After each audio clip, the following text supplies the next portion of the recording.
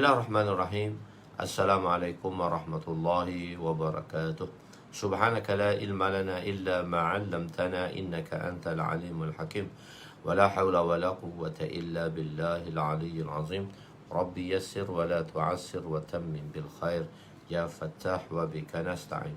Nahmaduhu wa nusalli wa nusallim ala rasulihil karim. وعلى آله وأصحابه الفاتحين بهديهم إلى الحقيقة المجادة أما بعد أعوذ بالله من الشيطان الرجيم بسم الله الرحمن الرحيم والعصر إن الإنسان لفي خسر إلا الذين آمنوا وعملوا الصالحات وتواصوا بالحق وتواصوا بالصبر صدق الله العظيم وقال النبي صلى الله عليه وسلم لا يؤمن أحدكم حتى يحب لأخيه ما يحب لنفسه وقال النبي صلى الله عليه وسلم نضر الله امرأ سمع مقالتي ووعاها ثم أداها كما سمع رب مبلغ أو آمن سامعين أو كما قال عليهم الصلاة والسلام. Haji Abdul Manan Tuan Haji Abdul Manan bin Talib semalam dalam daurah ada tak? Semalam dalam daurah Tuan Haji ada tak? Saya tak nampak nama Tuan Haji semalam. Mungkin ada mesyuarat ke dan sebagainya lah. Tak apa, kita ada daurah kita, ada satu hari lagi pada malam ini. InsyaAllah kita jumpa di daurah pagi ni, kita jumpa pada umum. Orang bertanya, kenapa ada daurah, kenapa ada daurah dan kenapa ada pengajian umum?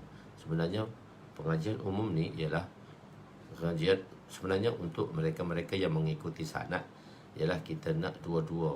Maksudnya pengajian umum dan pengajian umum ni kita buka pada semua orang lah. Dan ada di kalangan tuan-tuan Masya Allah yang ingin mendapatkan sanad secara keseluruhan kitab. Jadi kita untuk melancarkan perjalanan kita tidak mengambil masa yang begitu lama sampai 7-8 tahun. Jadi sebab itulah kita mengadakan daurah tadi. Kita mengadakan daurah 2 minggu sekali pada mereka yang pertama kalilah melihat ini. Jadi kita buat 2 minggu sekali supaya apa? Supaya kita dapat mempercepatkan sedikit. Bukan mengaji itu nak cepat, tapi maksudnya kita ada target. Itu pun tak cepat pun, dalam 3 hingga 4 tahun kita akan habis keseluruhan hadis ni. Saya niat, Masya Allah tuan-tuan lah semuanya, orang yang mula-mula, orang-orang Masya Allah dengan kesibukan pekerjaan masing-masing dapat juga menghabiskan kitab hadis ini, hadis Mishkat ini, terutama 6,000 hadis. Lalu tuan-tuan berjaya menghabiskannya, Masya Allah. Tuan-tuan, kita bukan nak cari nama. Aku menulis bukan kerana nama. Dan aku buat bukan semua untuk nama, tapi untuk mendapat redha Allah, tapi untuk mendapat semangat. Masya Allah, di hari kiamat nanti, ni nak baca hadis ni. Tu waktu saya kata tu, mereka yang mendapat ganjaran sunnah ni, siapa yang buat amalan-amalan ini, dan ganjaran dia akan dapat perterusan dan tuan-tuanlah pencetusnya, Masya Allah. InsyaAllah, amin. Bismillahirrahmanirrahim. Hadis yang ke 168 bracket 12. Ganjaran bagi mereka yang menghidupkan sunnah Nabi SAW. Bismillahirrahmanirrahim. Wa an Bilal bin Harith al-Muzani radhiyallahu anhu qala Rasul sallallahu alaihi wasallam man ahya sunnatan min sunnati faqad umitat ba'di fa inna lahu min ajri misla ujuri man amila biha min ghairi an yanqusa min ujurihim syai'a wa man ibtada'a bid'atan dalalatan la yardaha Allahu wa rasuluhu kana alayhi min al-ismi mislu asami man amila biha la yanqusu zalika min awzarihim syai'a rawahu Tirmizi. Sayyidina Bilal bin Harith radhiyallahu anhu meriwayatkan bahawa Rasulullah sallallahu alaihi wasallam bersabda, barang siapa yang menghidupkan satu sunnah daripada sunnah-sunnahku yang telah ditinggalkan selepas kewafatanku, maka baginya satu ganjaran seperti ganjaran-ganjaran orang yang mengamalkannya tanpa mengurangkan ganjaran mereka sedikit pun. Dan barang siapa yang melakukan satu bid'ah yang sesat, yang Allah dan Rasulnya tidak meredainya, maka baginya dosa sama seperti dosa orang-orang yang mengamalkannya, tidak kurang dosanya sedikit pun daripada dosa-dosa mereka. Riwayat Imam Tirmizi rahmatullah alaih. Rawahu Ibnu Majah, kalau riwayat yang kedua 169, perkataannya sama daripada rawi yang berbeza. Rawahu Ibnu Majah, dalam riwayat Ibnu Majah, an Kasir ini Abdullah ibni Amrin an abihi an jaddihi. Hadis juga diriwayatkan oleh Imam Ibnu Majah.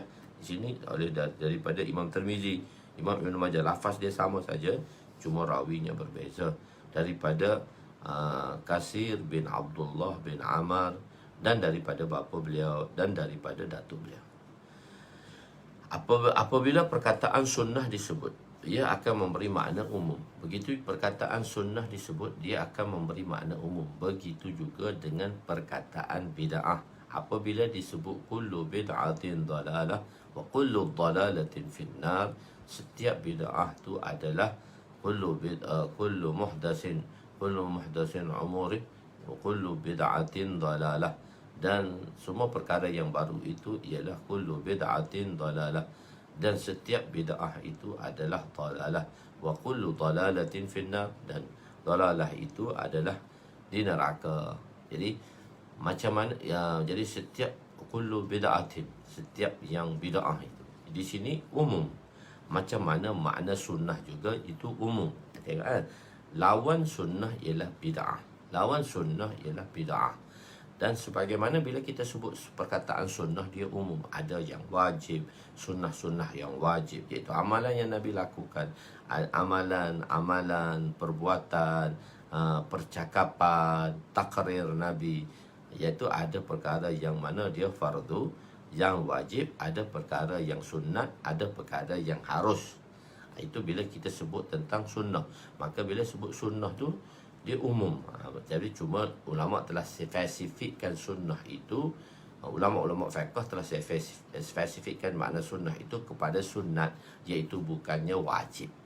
Bila kita kata sunat, benda tu wajib. Sebenarnya dalam bahasa Arab, ejaan dia sama. Sin, nun, ta marbutah. Sin, nun musyaddad, nun ada sabtu tu, dan ta marbutah. So dia nak spelling macam, dia nak pronounce macam mana. Spelling dia macam tu je. Sin, nun musyaddad, dan ta marbutah. Nun musyaddad dan ta marbutah. So dia nak pronounce macam mana. Sunnah, sunnat. Dia dua-dua pronounce sama, sunnah dan sunnat. Sunnah dan sunnat. Jadi sebab itu bila disebut perkataan sunnah, dia adalah umum. Dia adalah umum. Begitu juga bila disebut perkataan bid'ah, dia adalah umum. Bukan semua bid'ah itu sesat. Jadi Imam Nawawi mengatakan, rahmatullah alaih mengatakan, bila hadis kullu bid'atin dalalah wa kullu dalalatin finnar, itu keadaan dia umum. Benda tu umum. Benda tu umum. Jadi ada bid'ah yang mana hasanah, dan ada bid'ah yang mana dalalah. Yang dalalah itulah yang membawa kepada kehancuran, yang membawa kepada kemusnahan. Jadi dia tak boleh nak hukumkan perkara itu secara khusus. Semua bid'ah umum, semua bid'ah hak Nabi tak buat, hak tak Nabi tak buat. Mana seolah-olah ada juga hak Nabi tak sabda. Jadi orang kata hak Nabi tak buat. Biasanya fi'il, orang tengok pada fi'il sahaja. Tapi sebenarnya dia bukan fi'il, dia mesti perkataan. Qaulun Nabi, perkataan Nabi. Fi'lun Nabi, perbuatan Nabi. Itu yang Nabi buat. Dan takrir Nabi, Nabi tak buat pun, orang lain buat, tapi Nabi tak larang. Itu kita panggil dia juga sunnah. Itu juga kita panggil dia hadis marfu'. Dan di perkataan sahabat. Sebelum ni kita dah jelaskan. Jadi tengok, apabila perkataan sunnah disebut, ia memberi makna umum. Inilah yang difahami di zaman sahabat. Apabila saja pekerjaan yang dilakukan oleh Nabi, kita mewakili pekerjaan lah sebenarnya, suruhan ataupun takrir, perakuan Nabi. Nabi memperakukan, iaitu Nabi mengakui perkara tadi betul. Nabi diam. dinamakan sunnah, sama ada fardu maupun wajib, sama ada mustahab maupun mubah yang harus. Akan tetapi selepas itu fuqaha mengkhususkan, menkhaskan makna sunnah kepada makna yang khusus, iaitu mustahab dan sunnat selain daripada fardu maupun wajib. Nabi menyatakan sunnah yang telah ditinggalkan, iaitu amalan-amalan yang telah ditinggalkan. Sama ada amalan yang fardu tu tak boleh ditinggalkan lah, tapi amalan-amalan sunat yang telah ditinggalkan telah saya jelaskan dahulu pada tuan-tuan. Sekarang kenapa kita rasa sunat tu mudah? Kenapa kita mudah tinggalkan sunat? Sebab kita takrifkan sunat itu ialah bila buat dapat pahala, tak buat tak berdosa. Kita takrif sunat tu apa? Buat dapat pahala, tak buat tak berdosa. Tapi ulama mentakrifkan sunat beza. Sunat ini buat orang tu untung, kalau tak buat dia rugi. Beza kan? Benda sama je. Buat dapat pahala, tak buat tak berdosa. Buat untung yang begitu besar, tak buat rugi. Tak berdosa dan rugi lain. So, tak ada lain. So, dia kepentingan. Sebab tu benda pengiklanan tu penting. Benda-benda bila nak lakukan satu-satu benda tu, iklan tu penting. Dia tak ada apa pun benda tu, tapi iklan tu penting. Tapi taklah kita pada amalan-amalan ni. Tapi nak beritahu dia, promote itu penting. Mana pentakrifan itu adalah amat penting. Supaya apa? Supaya timbul. Sebab tu perkataan Nabi mubalaghahkan, Nabi maknakan mubalaghahkan pada itu. Sebab nak menunjukkan kepentingan perkara tersebut, supaya perkara itu dilakukan dengan baik, perkara-perkara itu dilakukan dengan ihtimam dan istiqamah. Begitu. Buat dapat pahala yang besar, tak buat tak berdosa. Tak buat tak apa, tak berdosa. Buat untung besar, kalau tak buat rugi, tak dapat apa. Buat rugi, tak dapat apa. Okey. Apabila jadi satu, begitu juga lafaz bid'ah. Kan kita kata macam mana lafaz sunnah tadi umum, begitu juga lafaz bid'ah tadi. Jadi bid'ah tadi dia umum, bukan semua benda baru tu bid'ah, dan bid'ah tu sesat, dalalah, dan bid'ah sesat tu masuk neraka. Jadi sebab itu kita kata bid'ah tu pun lafaz adalah ada dua, satu bid'ah dalalah, satu bid'ah hasanah. So dia umum. Bid'ah ni umum.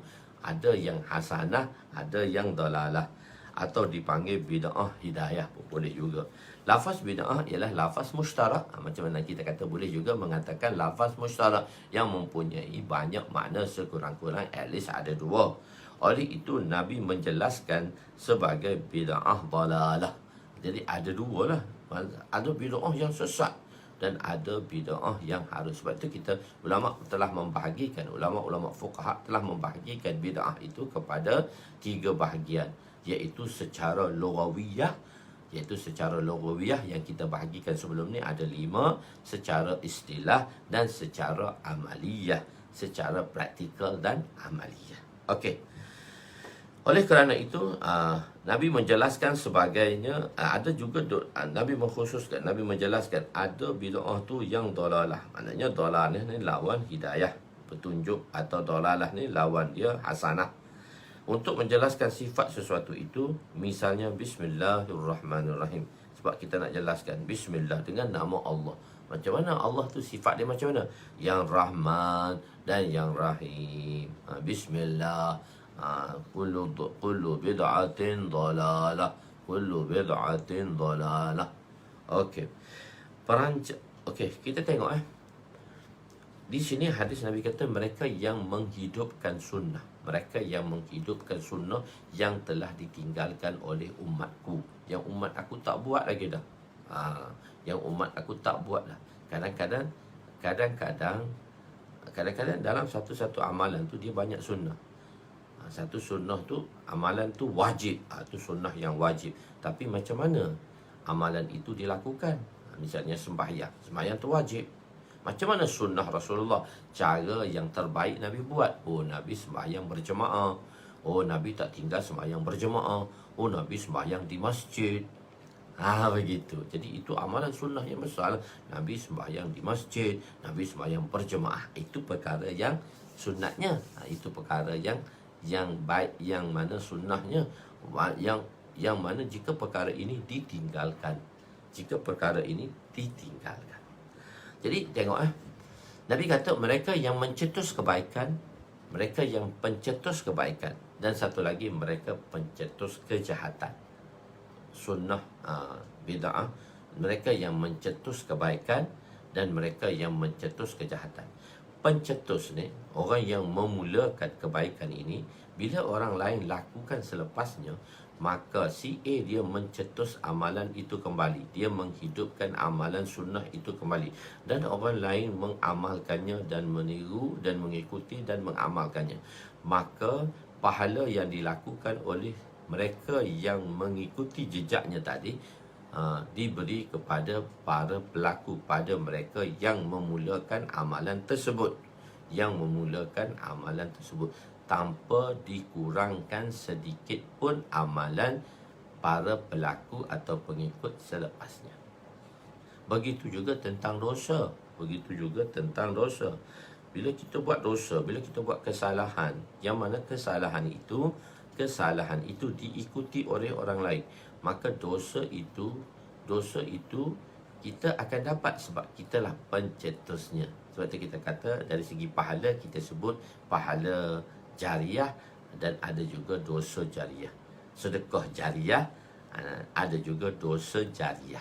Walaupun dosa itu diberi satu dosa saja, tak digandakan, tetapi dia boleh menjadi jariah, berterusan, dengan sebab kita memulakannya.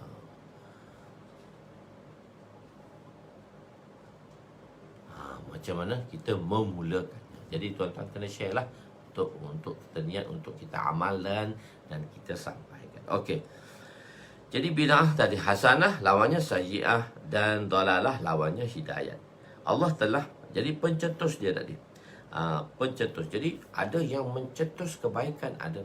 So kalau kita bagi kepada persen, kalau kita bagi kepada peratusan, pencetus kebaikan ni 10% aja, pencetus kejahatan ni 10% aja. So 80% tu orang yang duduk ashabul a'raf, orang duduk tengah-tengah. Jadi kecenderungan dia pada mana? Dan pencetus kebaikan ni dia akan mencenderungkan golongan 80% ni kepada dia. Dan pencetus kejahatan ni, pencetus dalalah ni, kejahatan ni juga, dia akan mencenderungkan 80% golongan yang di tengah tadi. Golongan yang duduk tengah ni 80%.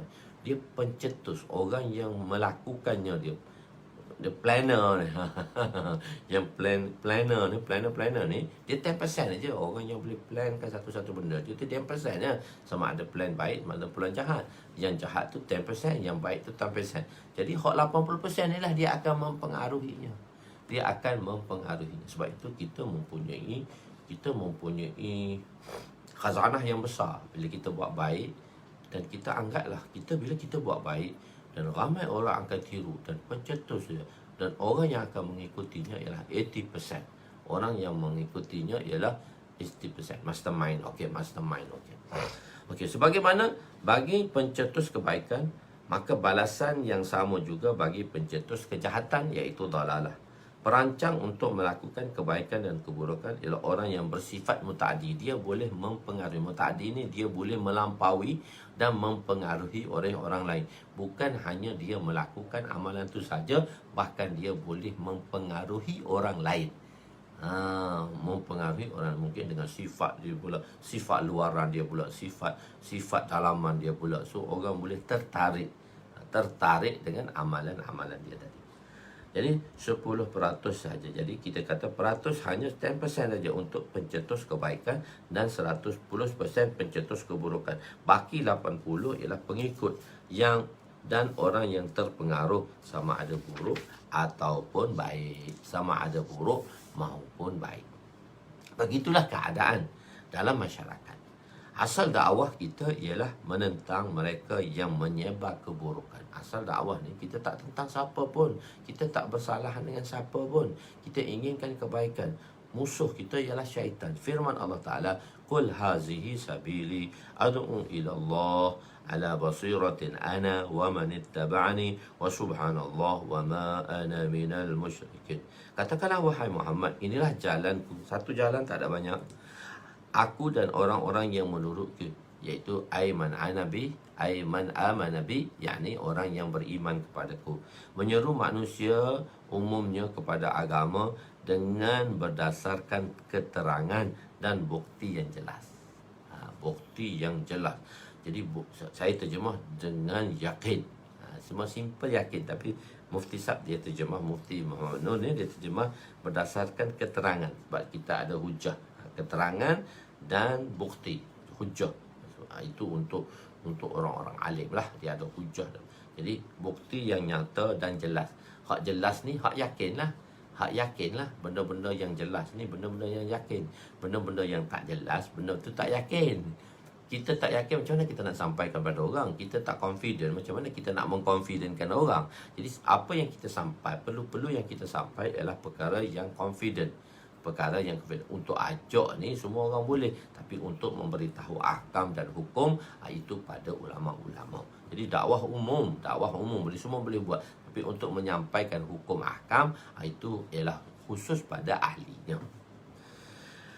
Okey, dan aku menegaskan, Maha Suci Allah, aku menegaskan, wa ma ana minal musyrikin, Maha Suci Allah, dari segi i'tiqad dan perbuatan syirik, dan bukanlah aku daripada golongan yang mempersekutukan sesuatu yang lain. Kita dah katakan dah, bila buat dakwah, maka Nabi telah membebaskan dirinya daripada kufur dan syirik. Untuk mengeluarkan umat ini daripada kufur dan syirik, maka usaha dijalankan, usaha dakwah perlu dibuat untuk menghindarkan umat dan membebaskan umat daripada kufur dan syirik. Okey, mereka yang menyatakan sebab dakwah ditinggalkanlah Yahudi dan Nasrani melakukan dakwah. Cuma kita panggil musyakalah saja. Yahudi itu dia tak berdakwah. Missionary, kita panggil missionary.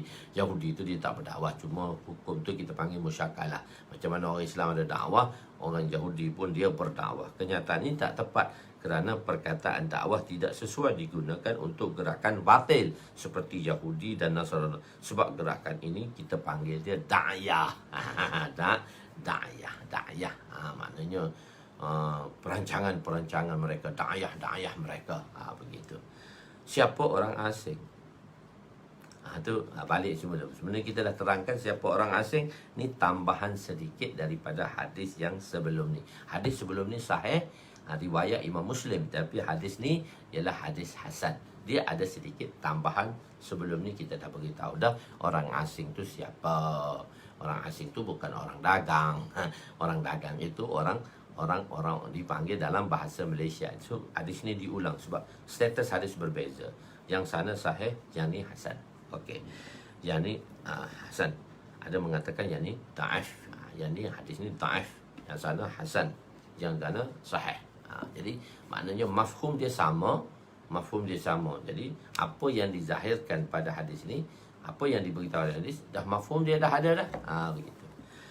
Wa an Amr bin Auf, hadis yang ke-170. Wa an Amr bin Auf radhiyallahu anhu qala Rasul sallallahu alaihi wasallam, inna ad-dina la ya'rizu ila al-Hijaz kama ta'rizu al-hayyatu ila al-hujriha wa la ya'qilanna al-din min al-Hijaz mirqal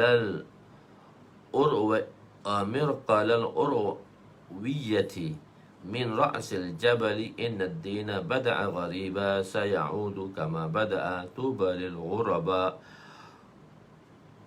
wa humul ladzina yuslihuna ma afsada an-nas min ba'di min sunnati, rawahu Tirmizi. Sayyidina Amr bin Auf radhiyallahu anhu meriwayatkan bahawa Rasulullah sallallahu alaihi wasallam bersabda, sesungguhnya agama itu akan menyusut kembali ke tanah Hijaz seperti ular kembali ke dalam lubangnya, dan agama akan terikat di tanah Hijaz sebagaimana kambing gurung betina menetap di puncak gunung, sehinggalah Sesungguhnya agama itu bermula dengan gharib, yakni asing yang tidak disukai. Gharib itu telah kita jelaskan, amalan yang tak disukai, dan akan kembali asing, yakni tak disukai. Maka berbahagialah mereka-mereka yang mengamalkan amalan tersebut, iaitu amalan-amalan yang telah dirasa asing oleh masyarakat. Mereka ialah orang, siapa tu? Orang ghuraba tadi, orang-orang asing tadi. Ialah hum yuslihuna ma afsadan nas, mereka-mereka yang mana memperbaiki sunnahku yang telah manusia rosakkannya selepasku. Hum allazi, hum mereka, allazi iaitu mereka-mereka yang memperbetulkan balik, yuslihuna memperislahkan balik. So buat islah kembali, ma afsadan nas, ma apa-apa yang telah dirosakkan oleh manusia selepasku daripada sunnah. Bukan daripada sunnah, tu mim bayaniyah, yakni sunnah. Kalau mim bayaniyah ni, yakni sunnah, kita ganti tempat ma selalu. Senang nak terjemah dia. Apa-apa yang memperbetulkan ma, apa-apa tu tak ada, kita tak terjemah apa-apa dah. Kita tak terjemah mausul dah. Kita terjemah bayaniyah dah. Kita terjemah mim. Iaitu mereka yang memperbetulkan sunnahku semasa rosaknya umatku selepas daku. Semasa manusia dalam kerosakan selepas daku. Daripada sunnah. Dia tak terjemah daripada min tadi. Sebab tu min tu bayannya bayan pada ma, menjelaskan apa makna ma tadi. Itu kaedah dalam terjemahan lah. Kalau min bayan ni ada dua. Kalau kita nak terjemah lafzi, iaitu mereka yang memperbetulkan apa yang telah manusia rosakkan selepasku, yakni dia kalau kita terjemah ma tu umum, apa yang telah manusia rosakkan, maka kita terjemah min tu yakni. Kalau kita tak nak terjemah yakni, kita tulis min tu, min sunnat itu letak pada ma. Mereka yang memperbetulkan sunnahku balik. Begitu. Itu konsep penterjemahan yalah. Gharib di sini maknanya asing. Asing di sini maknanya orang yang musafir. Orang musafir itu dikatakan orang asing. Kita dah jelaskan dah.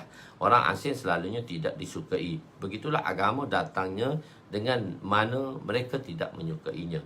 Agama akan menetap di tanah Hijaz sebagaimana kambing gurung menetap di atas puncak bukit. Kambing gurung jantan saiznya besar, oleh itu untuk panjat ke gunung agak lambat. Manakala kambing gurung betina saiznya kecil dan bulunya tidak tebal. Beginilah agama akan kembali. Dia bersebar, lepas tu dia akan menyusut balik, berkurangan balik. Kembali ke Hijaz dengan begitu cepat macam mana kambing gurung betina mencari tempatnya di puncak bukit. Agama ini bermula dengan amalan yang tidak disukai dan akan kembali dengan amalan yang tidak disukai. So, saya dah jelaskan. Memperbaiki sunnahku. Oleh itu, dakwah sangat penting ialah sentiasa wujud. Memperbaiki sunnahku. Oleh itu, dalam dakwah sangat penting ialah sentiasa wujud dengan adanya istilah wujudnya kesolehan. Sentiasa, jadi oleh itu dakwah sangat penting. Islah, dakwah tu sangat penting. Dakwah tu sangat penting. Jadi dakwah sangat penting. Islah itu sentiasa wujud. Dengan adanya dakwah baru adanya pengislahan. Dengan adanya dakwah ini dijalankan balik, baru adanya pengislahan. Dengan adanya islahlah wujudnya kesolehan. Dengan islahlah akan balik umat ini kepada kesolehan. Jika islah ditinggalkan, maka kesolehan juga akan hilang. Ini ialah berita gembira bagi mereka yang melakukan usaha dakwah, kerana mereka lah orang yang ingin menghidupkan kembali sunnah yang mulia, sunnah yang mubarak Nabi SAW. Kesolehan. Jadi semua orang, bila orang tu jadi soleh, bila adanya pengislahan. Bila adanya pengislahan, orang bila tidak ada pengislahan, maka tidak akan timbulnya golongan yang soleh. Akan timbulnya muslah, orang yang nak mempersolehkan orang. Dia sendiri haru biru cacat merbah. Dia nak atur orang semua jadi bagus, dia sendiri haru biru cacat merbah. Jadi orang tu bila dia soleh, bila adanya pengislahan. Dan kita telah jelaskan macam mana pengislahan itu dapat dilakukan oleh Imam Ghazali di dalam kitabnya Ghazali, di dalam kitabnya Ihya Ulumuddin terdapat 4 pengislahan yang telah kita bagi tahu. Perlu kita ada seorang guru, kita ada guru yang boleh menegur kita, kita ada kawan yang boleh menegur kita, mungkin orang yang tidak menyenangi yang memberitahu kita akan kelemahan kita, dan juga kita sendiri untuk mencari di mana kelemahan dan apakah yang telah kita lakukan pengislahan tadi, dan telah kita jelaskannya dengan panjang lebar. Cuma saya nak ingatkan balik tuan-tuan saja. Siapakah ahli sunnah wal jamaah? Siapa ahli sunnah wal jamaah tu? Siapa ahli sunnah wal jamaah? Wa an Abdullah bin Amr radhiyallahu anhu qala Rasul sallallahu alaihi wasallam la ya'tiyanna ala ummati kama ata ala bani Israel hazwa na'li bin na'li hatta in kana minhum man ata ummahu alaniyatan lakana fi ummati man yasna'u zalika wa inna bani Israel tafarraqat ala sintaini wa sab'ina millatan taftariqu ummati ala salasin wa sab'ina millatan kulluhum finnar illa millatan wahida. Qalu wa ma hiya ya Rasulullah wa man hiya ya Rasulullah? Qal ma ana alaihi wa ashabi. Sebelum ni kita dah baca dah siapa itu ahli sunnah wal jamaah, yang mana ahli sunnah wal jamaah di dalam ilmu tadi, dalam bab ilmu tadi, dan di situ membahagikan 72 golongan, 73 golongan. Di sini diulang sedikit, bukan ulang, dia dimulakan balik. Sebenarnya di sini dulu barulah kita boleh ilmu. Okey. Sayyidina Abdullah, hadis yang ke-171 bracket 32 di dalam bab berpegang teguh kepada Al-Quran dan Sunnah. Sayyidina Abdullah bin Amr radhiyallahu anhuma meriwayatkan bahawa Rasulullah sallallahu alaihi wasallam bersabda, akan berlaku kepada umatku apa yang berlaku kepada Bani Israel, seperti sepasang kasut diletakkan sebelah menyebelah sehingga dalam kalangan. Macam sepasang kasut maknanya saling tak tumpah tau. Cuma kanan kiri je, kasut tu kanan kiri je, tapi dia benda yang sama, ini yang sama, saling tak tumpah dia. Kembar dia, saling tak tumpah. Macam mana berlaku kepada Bani Israel, itulah akan berlaku pada umatku. Yakni apa dia? Yakni di kalangan mereka, sehingga dalam kalangan mereka, yakni Bani Israel, ada mereka yang berzina dengan ibunya secara terang-terangan. Kita panggil dia sumbang mahram. Dalam umatku juga akan ada mereka yang melakukan amalan sedemikian, sumbang mahram dengan anak dan ibu. Dalam umatku juga akan berlakunya golongan sedemikian. Sesungguhnya Bani Israel, cuma Bani Israel berpecah pada 72 golongan, dan umatku akan berpecah pada 73 golongan, yakni umat ijabah yang Islam lah, kalau kita kata yang Islam lah. Kesemuanya akan berada dalam neraka kecuali satu. Sahabat telah bertanya, siapakah mereka itu? Maka Rasulullah sallallahu alaihi wasallam berjawab, baginda jawab, ialah mereka yang mengikutiku dan sahabat-sahabatku. Mereka yang mengikutiku dan sahabat-sahabatku. Itu ahli sunnah wal jamaah. Siapa itu ahli sunnah wal jamaah?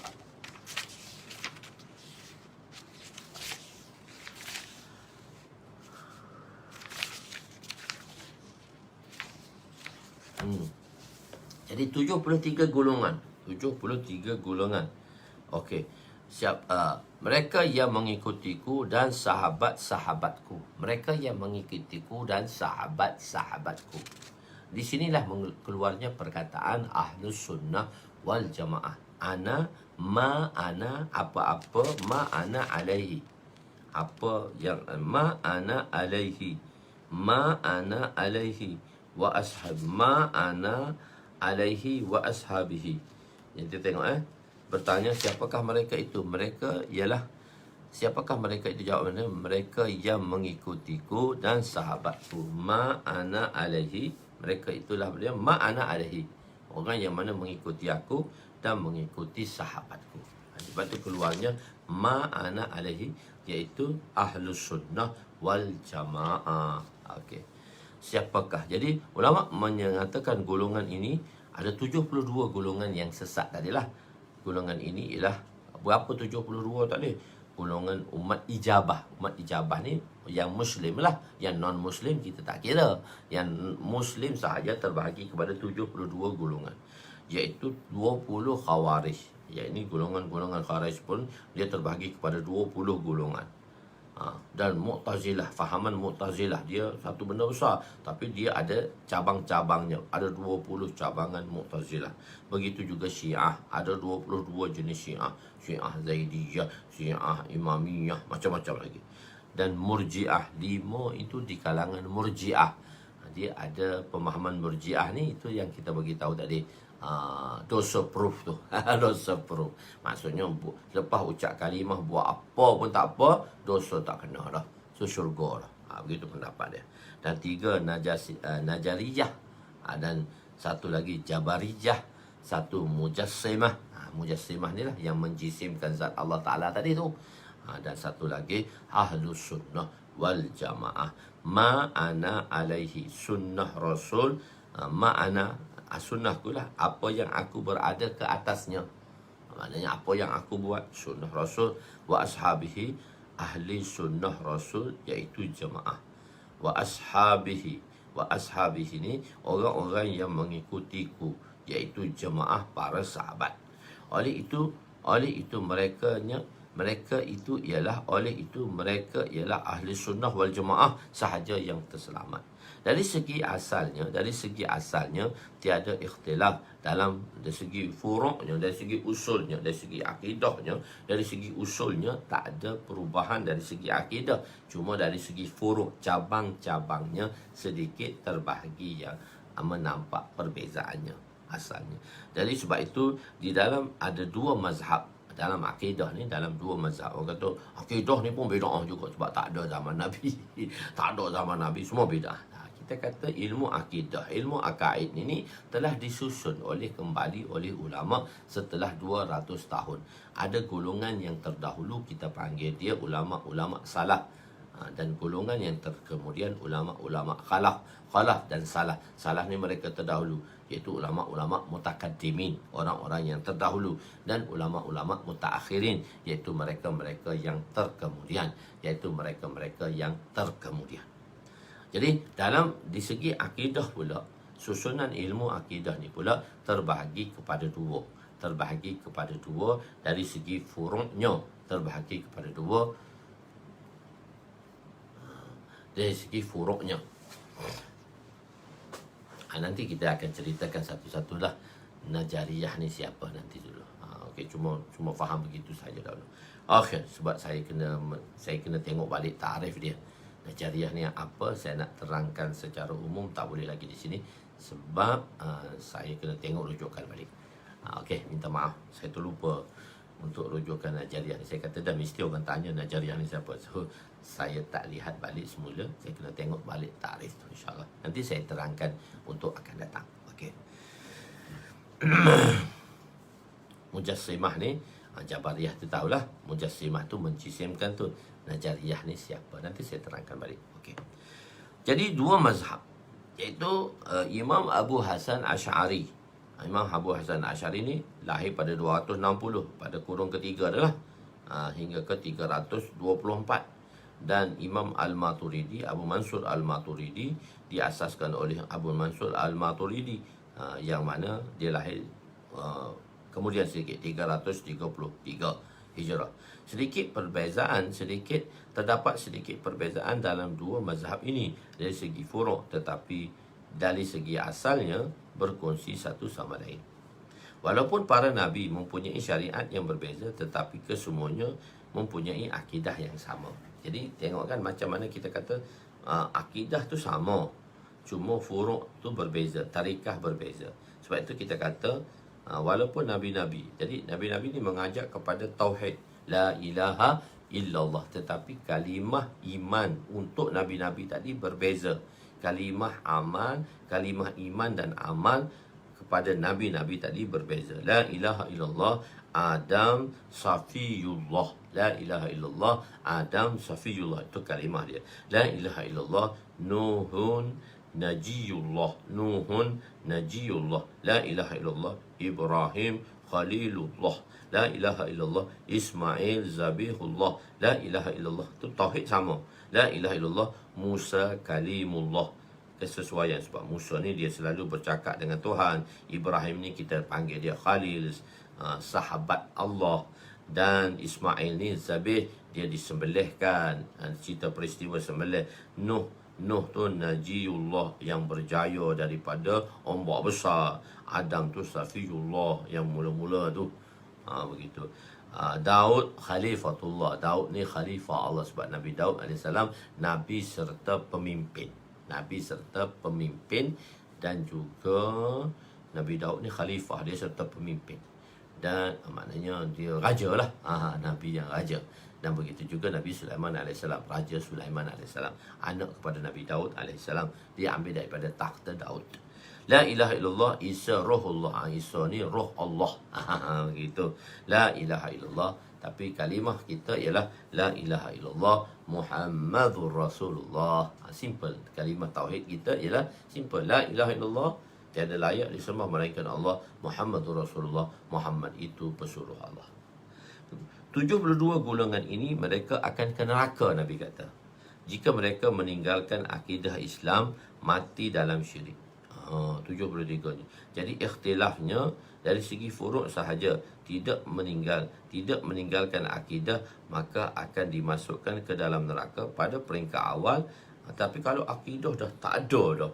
Sebab tu kita kata 72 ni pula itu zaman dahulu. Tapi sekarang ni, kalau dia dah tinggal dah akidah, 72 ni pun kita kata dah terkeluar daripada 72.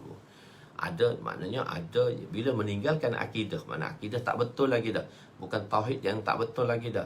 Dia bukan Islam dah. Misalnya kita kata Qadiani, dia meninggal dah akidah tu sebab kekufuran dia tadi, sebab mengatakan Ghulam Ahmad Qadiani itu Nabi, sedangkan tidak ada lagi Nabi. Dan siapa beriman dan meyakin dan beriman bahawa adanya Nabi selepas Rasulullah SAW, maka mereka telah terkeluar dan tergelincir daripada akidah, dan mereka ini sebenarnya bukan Islam lagi. Begitu juga mengenai Syiah. Syiah ni sebenarnya telah lari akidah dia, akidahnya. Sebab dia mencaci sahabat dan dia mentolak sahabat. Khususnya dia telah mengkafirkan Sayyidina Umar dan Sayyidina Abu Bakar. Dan dia tidak menerima sahabat kecuali 5 orang sahaja, yang telah kita jelaskan sebelum ini di dalam pelajaran-pelajaran yang telah lepas. Okey. Dan mereka di peringkat awal. Jadi orang tapi kalau yang tak tinggal akidah, sesat, mungkin pada awal mereka tidak boleh masuk first intake. Mereka tidak boleh masuk first intake ke dalam syurga. Tapi oleh kerana ada iman, maka last ending mereka setelah berada dalam neraka beberapa lama tidak diketahui. Wallahualam, hanya Allah sahaja yang mengetahuinya. Maka selepas itu mereka akan dimasukkan kembali ke dalam syurga. Mereka itu akan dimasukkan. Wa ashabu Muhammad bin Hasan, masya-Allah, madu Muhammad Razali bin itu dia dah keluarkan itu. Nanti saya terangkan. Wa ashabu Muhammad bin Hasan An-Najjar hum muwafiquna li ahli sunnah fi khalqi af'al wa inna istita'ati min al-fi'li wa inna al-'abda yaktubu al-fi'lahu. Itu lebih kurang tu je lah. Lebih kurang tu. Nanti kita tengok balik. Mereka ini golongan yang mengikuti Muhammad bin Hasan An-Najjar. Sebab tu dia nisbahkan kepada Najariyah. Muwafiqul li ahli sunnah fi khalqi af'al. Dia yang khalqil af'al. Allah Ta'ala tadi dia muwafiq. Dia bersama dengan kita dari segi af'alnya, iaitu Allah Ta'ala tadi ialah fi khalqi af'al, yang mencipta af'al kita. Wa in istata'ati ma'al fi'l wa innal 'abda. Nanti saya tengok baliklah benda tu, saya jelaskan balik, saya tengok balikkan kita penerangan tadi. Itu daripada Najariyah jugalah. Dia terlari sedikit, tergelincir sedikit daripada akidah lah. Khair. Iaitu dan di peringkat awal, dan kemudian akan diampun dan dikeluarkan daripada neraka, Wa fi riwayat hadis yang ke-172, wa fi riwayat Ahmad wa Abi Daud wa an Muawiyah sintani wa sab'una fil nar wa wahidun fil jannah wa hiya al jamaah wa innahu sayakhruju fi ummati aqwamun tatajara bihim tilka ahwa'u kama yatajara kalbu bi sahibihi la yabqa minhu 'irqun wala mafsilun illa dakhalahu. Dalam riwayat Imam Ahmad ada sambungan dia, tapi kita dah kira hadis nombering dia dah berbeza. Dari dalam riwayat Imam Ahmad dan Imam Abu Daud daripada Sayyidina Muawiyah radhiyallahu anhu, 72 golongan berada dalam neraka dan satu saja berada dalam syurga. Mereka itu adalah al-jamaah, iaitu ahli sunnah wal jamaah lah. Sesungguhnya satu kaum akan keluar dalam kalangan umatku, sesungguhnya satu kaum akan keluar, akan datang dalam kalangan umatku, hawa kesesatan berjangkit. Hawa ni maknanya hawa, bahang kesesatan dia ni berjangkit kepada mereka seperti anjing gila. Dia yang kena penyakit anjing gila, berjangkit daripada kawannya.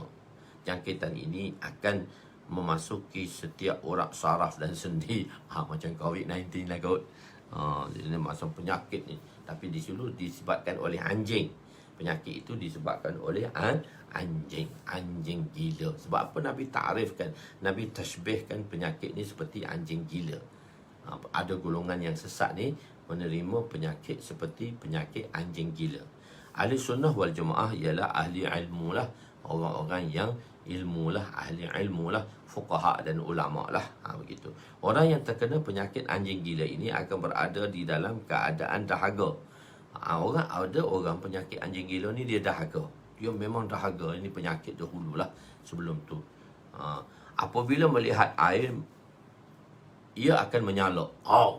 Dia akan salak ala air dan mati dalam keadaan sedemikian. Dahaga dia minum pun tak boleh hilangkan haus dia tadi, sebab dia kena satu penyakit anjing gila. Begitulah mereka yang melakukan bid'ah. Dia tasbih banyak anjing gila. Apabila melihat sunnah, mereka marah dia salak selalu. Bid'ah ni tak boleh tengok sunnah, dia salak selalu. Dia menyalak macam anjing tadi juga. Mereka akan lari dan takut kepada sunnah dan mati dalam keadaan bid'ahnya. Dan sebab orang bid'ah ni dia panggil orang i'tiqad, orang yang beriktikad, orang yang kita panggil dia i'tiqad dia jazam. Orang yang sesat ni, orang-orang yang bid'ah ni, dia yakin dengan bid'ah mereka dan dia kata bid'ah mereka telah betul dan dia tak nampak lagi betulnya orang lain dan dia akan kekal. Sebab tu kita panggil dia jahil murakkab. Orang jahil murakkab ni i'tiqad dia yakin, i'tiqad dia jazam. Apa yang dia i'tiqad tu betul, hak orang lain semua salah. Semua dia block semua dah pemikiran orang lain dan dia kata orang lain semua salah, dia saja yang betul. Kemuliaan umat ini, dan akan datang umat ini satu kemuliaan yang Allah bagi kepada umat ini. Hadis yang ke-173. Wa an ibn Umar radhiyallahu anhu qala Rasul sallallahu alaihi wasallam, inna Allah la yajma'u ummati aw qala ummata Muhammadin ala dalalatin yadullah ala al-jama'ah wa man shazza fin nar, rawahu Tirmizi. Kemuliaan umat ni, apa mulianya umat ni? Ajib. Okey, Sayyidina Abdullah bin Umar radhiyallahu anhuma meriwayatkan bahawa Rasulullah sallallahu alaihi wasallam bersabda, sesungguhnya Allah tidak akan menghimpunkan umatku atau umat Nabi, umatku atau umat Muhammad. Umat Muhammad sallallahu alaihi wasallam atau Nabi ni artinya menghimpun umatku. Yajma'u ummati atau ummata Muhammad. Sebenarnya umat Nabi, umat Nabi Muhammad bersabda, atau Nabi bersabda, umat Muhammad tidak akan terhimpun di atas suatu kesesatan sehingga hari kiamat. Tangan Allah di atas jamaah. Barang siapa yang mengasingkan diri, maka dia mengasingkan dirinya ke dalam neraka. Hadis riwayat Imam Tirmizi rahmatullah alaih. terhimpunnya umat ini atas sesuatu amalan, maka diyakini bahawa amalan itu hak. Sebab tu kita kata bila ijma'nya ulama, bersepakatnya, terhimpunnya sepakatnya ulama terhadap sesuatu masalah, maka masalah tu tidak akan, masalah itu adalah hak. Sebab tu kita kata jamhur ulama adalah hak. Diyakini bahawa amalan itu hak, iaitu inilah kemuliaan umat. Daripada sudut umat sebagai umat, kalau kita tengok daripada i'tibar, sebab tu mantik kata laulal i'tibarat la batalatil hikmah, jika tidak ada i'tibar, sudut pandangan yang berbeza, maka terbatallah hikmahnya. Jadi kalau kita tengok dari sudut umat ni, dari sudut umat, dari sudut sebagai umat ini ialah ismah. Jika berhimpunnya umat ini satu ismah tu apa dia? Iaitu umat ni maksum. Bukan dia maksum atas Nabi tadi, tidak. Sebab tu kita kata kena faham item dia tu, sudut dia tadi. Umat ini ismah, umat Muhammad tidak akan terhimpun di atas sesuatu kesesatan, ismah daripada melakukan kesesatan. Bila berhimpunnya ulama-ulama hak, bila nak memutuskan satu-satu perkara, maka perbincangan mereka tidak akan terpesong, sebab mereka berada di dalam yang hak. Bila dengan berjemaah sahaja mereka berhak. Sebab jemaah ni lah kita boleh tegur satu sama lain. Orang ni tak betul, kita boleh jelaskan dia. Kalau orang ni terpesong, kita boleh beritahu dia. Kadang-kadang manusia ni dia terlupa, ni ulama-ulama lah, sama-sama ulama. Dan macam mana teguran-teguran mereka, Masya Allah, macam mana perselisihan-perselisihan mereka, dan macam mana mereka menangani perselisihan-perselisihan itu tidak dengan cara hulu, macam mana yang terdapat pada masyarakat sekarang. Terlalu fanatik dengan satu-satu amalan, terlalu fanatik dengan golongan-golongan mereka, sehingga menafikan golongan-golongan yang lain. Salah. Sehingga menafikan golongan-golongan. Kita umat ni ummatun wahidah. Begitu juga ulama dalam dakwah, mereka mengatakan tak boleh, orang lain tak betul, kita je betul. Ini adalah satu fahaman yang salah. Ini adalah satu fahaman yang salah. Kita umat, kita mesti kebersamaan, dan kita mengajak orang kepada kebaikan, dan kita mengajak orang untuk melakukan amalan Nabi sallallahu alaihi wasallam, tanpa kita menghukumkan sesuatu golongan yang mana tidak mengikuti kita. Dan apatah lebih lagi terpesong dan sesat apabila mengatakan golongan yang tidak seiras, yang tidak sepakat dengan kita, atau golongan mereka yang tidak bersama dengan kita, mereka ni tak ada apa pun, sesat ni, tak betul ni. Ini adalah perbuatan yang mentafrikkan umat. Ini adalah perbuatan yang memecah belahkan umat, bukan menyatukan umat. Umat ini bersatu. Bila bersatu, maka umat ini tidak akan berada di dalam kesusahan.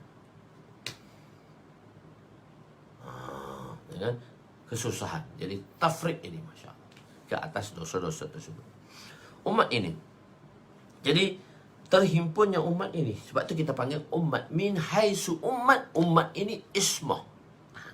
Umat ini ismah tu maksum lah. Maksum. Maksum apa? Maksudnya tak bersalah. Tak bersalah. Tak bersalah tak apa?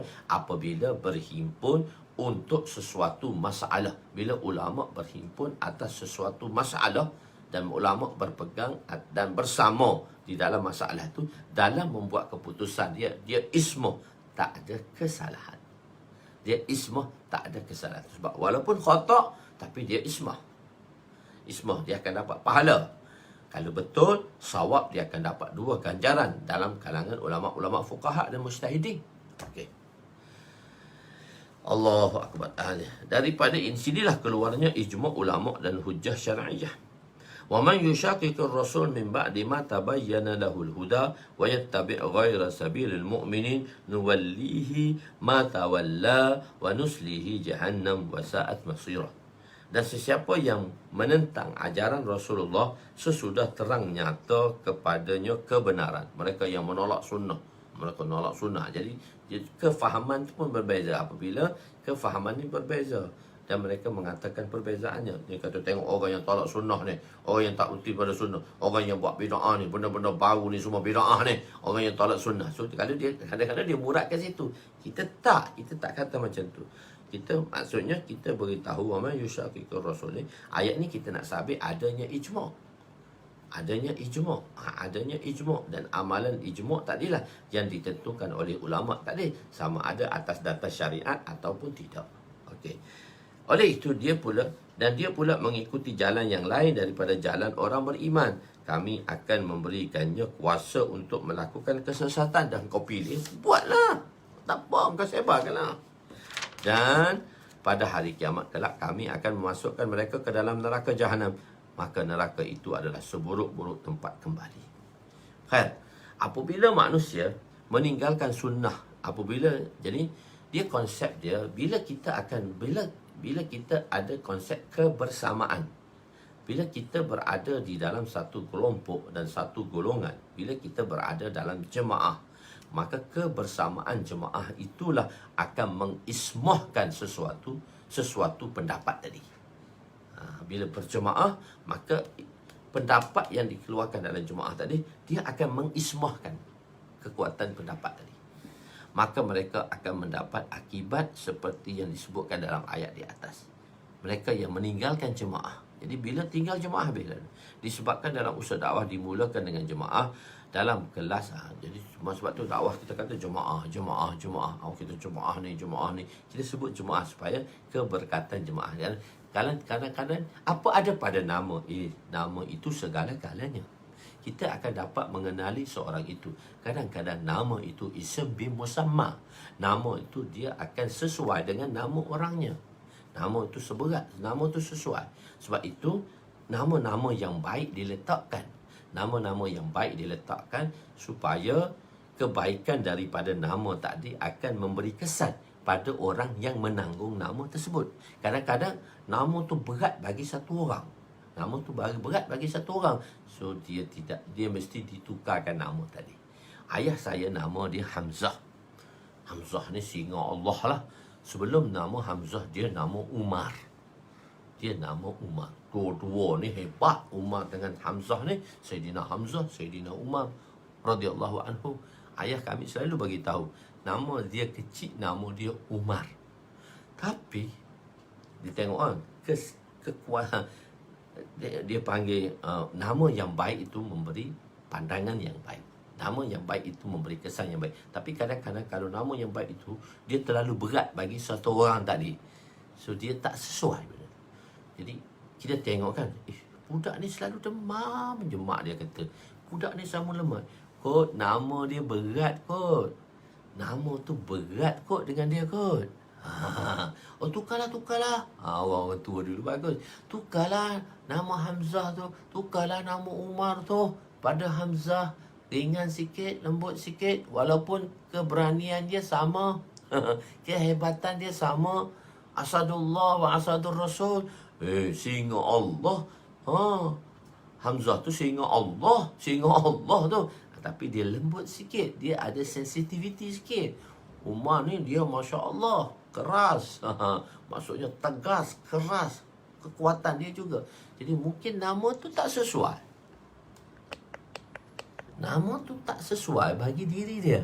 Maka ditukar namanya tadi.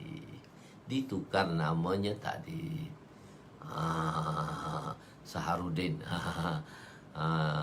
Syahruddin. Nama itu ditukar dengan nama yang baik. Nama tadi tak sesuai. Tadi kita perlu tukarlah. Kadang-kadang nama dia. Anak saya nama dia Utairah. So nama yang tak ada dalam dunia ni. Anak perempuan saya nama dia Utairah. Daripada perkataan atar, ain tara, saya tasghirkan dia. Utairah, wangian mesra. Saya namakan dia wangian mesra. Memang budak suka minyak wangi.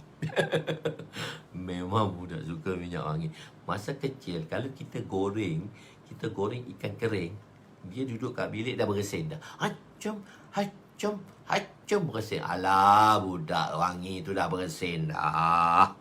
Sebab kita goreng ikan kering tu dia dah bersin dah. Kita bau ikan kering tu lapar dah perut ya. Kena pula ikan bengkok tu. Ikan keronge ni ikan jaket tu lah. Ikan jaket, ikan keronge. Kita panggil kat madrasah ikan jaket. Ni ikan apa tahu dia panggil macam-macam lah. Tak kisahlah. Bau ikan tu wangi dia. Dia dah bergesin dah duduk dalam bilik masa kecil-kecil dah bergesin dah. So nama apa ada pada nama? Nama tu juga memberi efek dan kesan. Okey, tak apa. Jadi sebab itu jemaah kelas 1, kelas 2, kelas 3, kelas 4, kelas 1, kelas 2. Kelas tak ada apa keberkatan. Jemaah 1 ikan cecaru. Jemaah 2, jemaah 3. Maksudnya panggil pun dah jemaah dah. Masa kita duduk, okey, masa kita duduk belajar tu. Jemaah mizan. Tahun 1 lah tu. Belajar saraf dan mizan, belajar saraf dan nahwu. Jama'atu mizan, jama'atu mizan, jama'atu nahwu mir, jama'atu kafiyah. Tahun 3 jama'atu kafiyah. Tahun 4 jemaah syarah jamil. Kelima jemaah syarah wikayah. Kita tak fiqh pula. Jemaah 6 jemaah hidayat. Mengajar kitab hidayat. Lepas tu Jama'atul Mishkat. Tuan-tuan ni Jama'atul Mishkat lah tu. Jemaah mengaji Mishkat tapi di alam maya. Jemaah nama tuan tu Utairah. Dia bukan Utairah, dia THA. THAI. THAI. Utairah. Dia ta kan kita nak, bukan utai, bukan ta, ta. Utairah daripada perkataan atar. Wangian mesra. Wangian mesra. Nama dalam dunia seorang aja ada, orang lain tak ada. Nama orang satu orang saja. Tapi ramai dah orang tiru, dah ada dah nama yang kedua. Anak murid saya baru ni, dia lah lahir anak dia. Jadi cucu lah, kira cucu murid lah. Dia namakan, Ustaz saya namakan anak saya perempuan ni nama anak Ustaz. Okey. Sebab nak sebut nama tu pun susah juga. Adik-beradik saya suruh dia tak pandai Arab sangat, nak sebut nama tu pun susah. Tapi mudahkan. Tuan-tuan ni Jama'atul Mishkat wa online. Okeylah, Jama'atul Mishkat di online. Tadi tuan-tuan ni Jemaah Mishkat lah. Kita orang panggil tuan-tuan Jemaah Mishkat lah. Orang-orang yang datang ni Jemaah Mishkat. Okey, Jama'atul Mishkat online. Okey, tu bagus.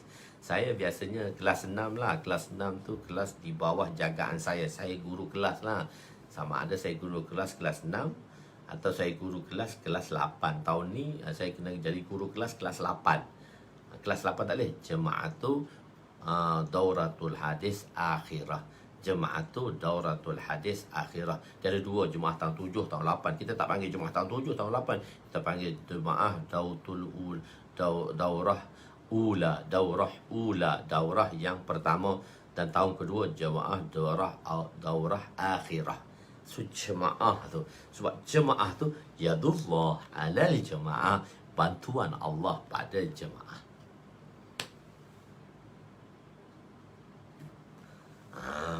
Bantuan pada jemaah. Kita tak okey. Siapa nak masuk semua boleh. Siapa nak masuk semua boleh. Jangan kita hadkan pada orang-orang, semua masuk semua boleh. Masya-Allah.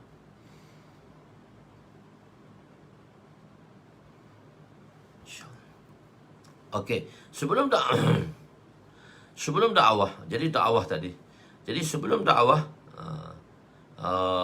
tapi kalau kita di Seri Talin, Jemaah Nahumir untuk tahun 1, Jemaah Kawakib untuk tahun 2 kitab Nahu, Jemaah Umdatus Salik untuk tahun 3, Jemaah Iqna untuk tahun 4, Jemaah Jalalain untuk tahun 5, Jemaah Mishkat untuk tahun 6, Jemaah Daurah untuk tahun akhir, iaitu Daurah Ula dan Daurah Akhirah. Okey, sebelum ini sudah ada tempat, sebelum ini dakwah ada tetapi secara infradi. Selepas matinya sahabat-sahabat, 700 tahun selepas itu dakwah mati secara ijtimai, secara berjemaah dah mati. Cuma tinggal individu ulama yang masih berdakwah secara perseorangan. Oleh sebab itu kita ingin menghidupkan semula usaha dakwah secara ijtimai sebagaimana di zaman sahabat. Pertolongan Allah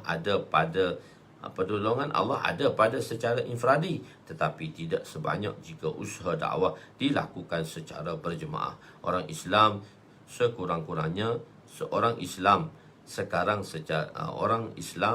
orang masuk Islam secara infradi. Apabila wujud dakwah secara berjemaah, maka akan Allah akan beri hidayat secara afwaja, iaitu berbondong-bondong, sebagaimana firman Allah Subhanahu wa taala berbondong, iza ja'a nasrullahi wal fath wa ra'aitan nasa yadkhuluna fi dinillahi afwaja, apabila datang pertolongan Allah dan kemenangan semasa engkau wahai Muhammad berjaya menguasai negeri Mekah, dengan engkau dan engkau melihat manusia akan masuk agama Allah secara beramai-ramai. Janji Allah itu ialah apabila usaha dakwah dilakukan secara berjemaah. Dalam usaha dakwah perlu wujudnya kekuatan rohani, sehingga dengan kesan amalan itu dapat menarik orang. Dia bukan hanya bercakap saja, bukan pandai cakap saja, bukan pandai syarah saja, tetapi ada kekuatan rohani. Sebab tu dalam dakwah kita ada amalan-amalan rohani. Kita syarat kita tak ikut syarat tu nak macam mana? Baca Quran 1 juzuk 1 hari, tahajud lagi, Masya Allah, semayang berjemaah lagi, zikir pagi petang lagi, 300 pagi 300 petang. Itulah amalan-amalan amfradi yang boleh memberi kerohanian kepada para da'i dalam menyampaikan dakwah mereka. Bukan hanya duduk, tak ada amalan ifradi, tak ada apa semua, tak ada, tak boleh. Tadi kekuatan ijtimai tadi. Rohani akan wujud dengan amal. Kerohanian ni akan wujud dengan amal, dengan iman dan yakin dan ihtisab pada janji Allah. Dengan ini akan mengubah amal itu menjadi kekuatan rohani. Mengasingkan diri. Dan mereka yang mengasingkan diri, daripada sudut mana dia mengasingkan diri? Sudutnya bukan daripada sudut jasad saja. Kita kata orang tu duk asing dengan kita, dia dah duk asing rumah tu dari sudut jasad. Tapi bahkan tidak jasad bahkan tidak mengasingkan diri dari sudut satu akidah. Jadi bukan dari sudut jasad sahaja, bahkan tidak mengasingkan diri dari sudut akidah. Jasad pun dengan asing, dengan akidah pun jangan asing, iaitu kita berakidah Ahlus Sunnah wal Jamaah. Sudut usaha, sudut ibadat, sudut duduk bersama, pergaulan dan sebagainya. Sesiapa yang mengasingkan diri, dia akan diasingkan ke dalam neraka. Jadi sudut-sudut yang berbeza. Jadi kurang-kurangnya akidah, dari sudut akidah tu jangan lari. Jadi sudut akidah ialah kita berakidah. Sudut ibadat pula kita mesti berjemaah. Dari sudut usaha, sudut kebersamaan. Kemesraan tu akan datang apabila adanya kebersamaan. Macam tuan-tuan kan rasa seronok dah, rasa macam adik-beradik dah kita di dalam Jamaatul Mishkat, kerana jemaah itu adalah kebersamaan. Okey, jemaah pelajar juga mesti kekal.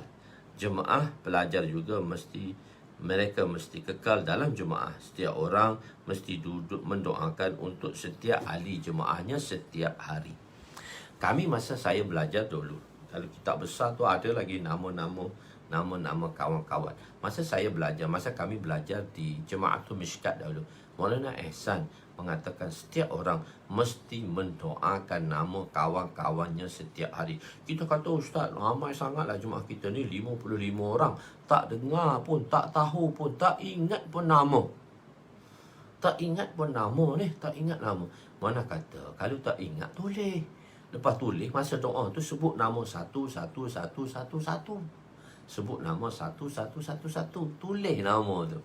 Sebut nama dia, tulis nama dia, tak ingat tu.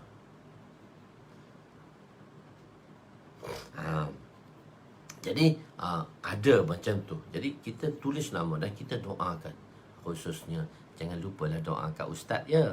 Kamu semua doa, tuan-tuan semua, puan-puan semua doa untuk masing-masing. Terlupa pula ustaz. Jangan lupa hamba yang fakir ini. Jangan lupa hamba yang abdul ta'if ini, hamba yang ta'if ini, dan hamba yang fakir ini, yang mengharapkan doa-doa daripada Tuhan sekalian. Jangan lupa untuk doa pada saya ya. Jadi kita berdoa. Kami setiap hari, dan dengar Kuzari pula tahu. Macam mana kamu Husna, hari ni doa tak? Sekarang sekurang-kurangnya satu kali tu mesti sebut nama kawan-kawan. Sebut nama kawan-kawan. Masya Allah, fulan. Sebut nama seorang. 55 orang ni kena sebut ni. Masa tu kita duduk belajar lah. Dari jemaah kita dah kenal. Sebut satu sama lain doa. Sebut nama secara umum. Ya Allah, jemaah Mishkat online ke, Online tak sedap lah. Online ni tak sedap lah. Nak tukar nama lain lah. Jamaatul Mishkat online. So online tu tukar nama lain. Tukar istilah lain. Tukar istilah lain. Jamaatul Mishkat. Jamaatul Mishkat Alam Maya. Tuan-tuan accurate sikit. Maknanya tuan-tuan bagi nama syur sikit. Jemaah tu baru nak letak nama kita kan. Tak apa. Dia peringkat demi peringkat kita belajar. Peringkat demi peringkat. Peringkat demi visual. Jemaah Mishkat visual lah. Visual tu kita naik cara ke arah Arab sikit. Tak nak ke orang putih. Arab tu berkat. Arab tu berkat. Nanti kita tuan-tuan insyaAllah nanti Mishkat gaib. Gaib pula hilang pula, mengantuk pula. Gaib tak boleh, tak boleh. Mishkat alam maya.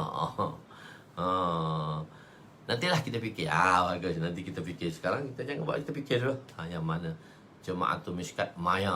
Tak apa-apa, nanti kita fikir. Okey. Jemaah, Masya Allah, kita doa untuk kita setiap hari. Masya Allah, kita pun tak banyak lagi dah, nak habis dah.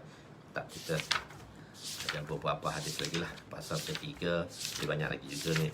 Dalam 2 minggu juga begini nak selesai. Dalam 2 minggu juga. Jadi dalam 2 minggu juga lah. Sebab kita nak belajar detail lah benda ni. Wallahu'alam. Jemaah mam, kita tak nak murakam. Mam tu murakab. Jemaah Mishkat Alam Maya. Kita tak nak murakam. Murakam.